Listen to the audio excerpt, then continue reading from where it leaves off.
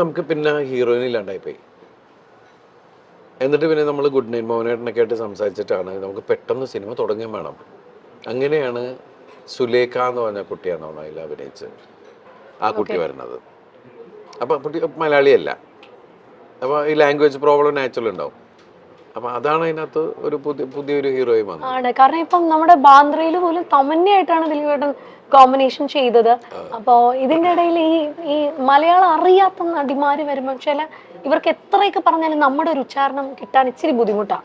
പക്ഷെ അതിപ്പോ പ്രശ്നമില്ല. കാരണം എല്ലാം ഈ ഡബിങ്ങും കാര്യങ്ങളൊക്കെ ഉള്ളതുകൊണ്ട് ലിപ്സിംഗ് കറക്റ്റ് ആവുക എന്നുള്ളതാണ്. അവനൊക്കെ കറക്റ്റായിട്ട് എഴുതി പഠിച്ച് കറക്റ്റ് ലിപ്പാണ് അവര്. ആണല്ലേ. ലൈവിൽ അങ്ങനെ ഞെട്ടിച്ചൊരു ആർട്ടിസ്റ്റ് ആരായിരിക്കും അന്യഭാഷാ നടിമാരില്?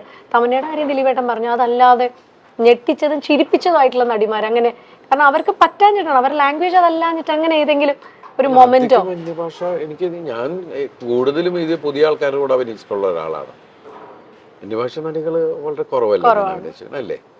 പിന്നെ പണ്ട് മോഹിനിയൊക്കെ ആയിരുന്നു. മോഹിനിയൊക്കെ പിന്നെ കറക്റ്റായിട്ട് മലയാളം പറയുന്ന പോലെ, മലയാളം അധികം പറയൂലെങ്കിലും ഒപ്പിക്കാനുള്ള ശ്രമങ്ങൾ ഉണ്ടായിരുന്നു അവരെല്ലാവരും.